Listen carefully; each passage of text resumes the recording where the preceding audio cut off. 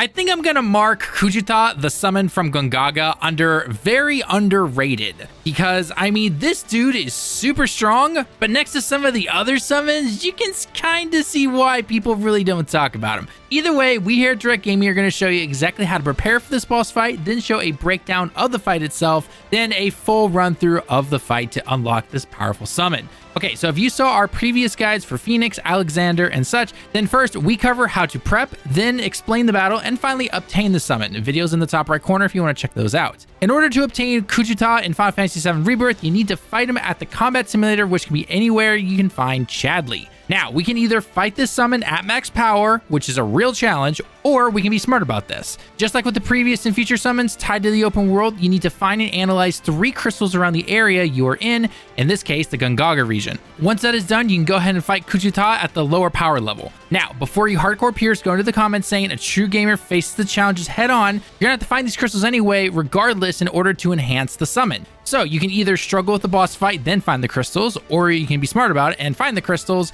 and then have an easier fight against said boss. Plus, don't worry, if you want to go back and challenge him later on at full power, you're more than welcome to. Plus, there are some crazy challenges in the end game. You can go ahead and fight these guys at, I don't know, double, triple, quadruple their power maybe? The choice is yours, but I know what I'm going to be taking as of right now. One thing I highly recommend though is to complete the main story sections of Gongaga at the reactor, then explore the areas to find the shrines and prepare for the battles. Plus, you have to get the chocobos in order to actually reach some of these areas, so too bad, you gotta do it anyway. To enhance the summon and make this boss fight much easier, you need to find 3 sanctuaries. Once you find them, you need to analyze each one and input the correct inputs. Basically, it's a memory minigame. First one is located after you enter Gongaga. As before, you will know you are close by either the map or hitting the stone structures around the area that will send a ball of light towards the sanctuary. The minigame for the first one here is pretty easy. The second sanctuary can't be accessed until you have the local chocobo, and then is at the end of the main story section like I mentioned beforehand. Once you get access to it, you need to head towards the airstrip.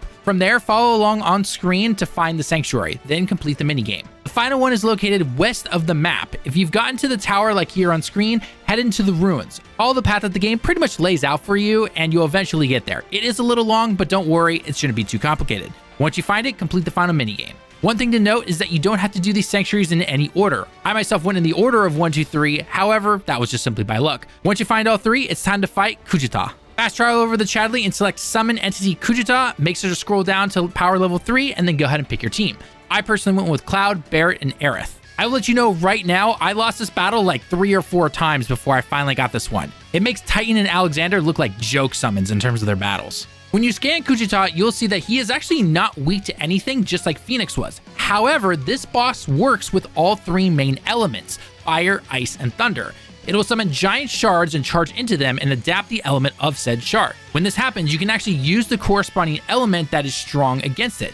So use fire against ice, ice against fire, don't ask me about that one, and wind against thunder. Now, before we get into the element part of the battle, Kujata does have a basic couple moves. Aside from basic headbutts and charges, he loves to do Thunderous Stomp.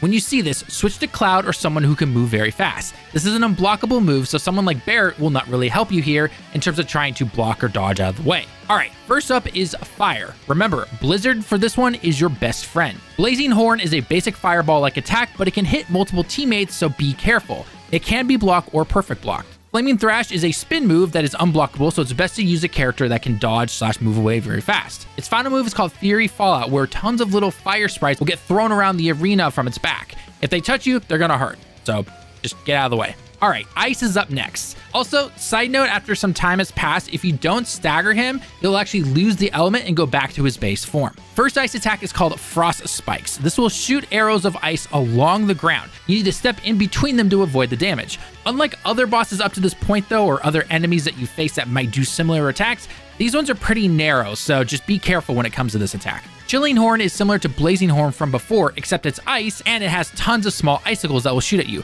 Blocking this will make the attack way less painful. The final move, Icicle Uppercut, will have him headbutt you and a ramp-like ice attack will appear in front of him. It's unblockable, so be careful. Cloud's Firebolt ability can be very helpful whenever he goes into his ice form. Final moveset is for Thunder. Just as a note, it was during the ice moment here that I actually staggered him for the first round, so get as much damage on him as you can. I used this first stagger moment to actually heal up my whole team, so you do you, but just remember, keep your teammates alive because you don't have any items. All right, going into the thunder moves, the first one is called Voltic Charge. Basically, it's a charge attack, nothing too special. Lightning Field will cover the arena in a storm, so try your best not to touch this. Man, these names are very on the nose, aren't they? Crackling Horn is the final move where he will shoot a bolt of lightning at you. If you are hit, your character will be stunned, so switch over to one of your other 2 teammates. Now, like any boss, make sure to throw your best moves at him. Air's Arcane Word helps a lot because it deals with casting magic, which is going to help you a lot. If you can't take this boss down due to the big attack near the end, aka his ultimate, try bringing Phoenix along. Not only will this summon heal you when it disappears at the end, but it can also give your teammates free revives. Mana Ward, aka level 2 barrier, is very helpful here as well since most of the attacks are based on magic. If you stagger him for a second time, you can actually avoid his ultimate move, so do keep that in mind. Finally, I mentioned this one beforehand, but it's definitely worth mentioning again. When he goes to his ice form, make great use of Cloud's Firebolt ability. This allows you to use more synergy abilities, and he'll be weak to fire. Plus, the thing has crazy homing, so you might as well use it. Keep doing everything mentioned above until you finally take this mighty beast down. Now, here's a full run of the boss fight sped up a tad to show you how to take down Kujata. This guy is pretty helpful in end chapters. I personally gave him to Yuffie to use. If you enjoyed the guides and a like on the video shows us that you enjoy this type of content, and don't forget to check out our other Final Fantasy VII Rebirth boss guides, other summon guides, and the full playlist in the top right corner and pinned comment. Thanks for watching the video. I've been Talon with Direct Gaming. I hope you have a great day and week, and we can't wait to see you all in the next one. Johnny.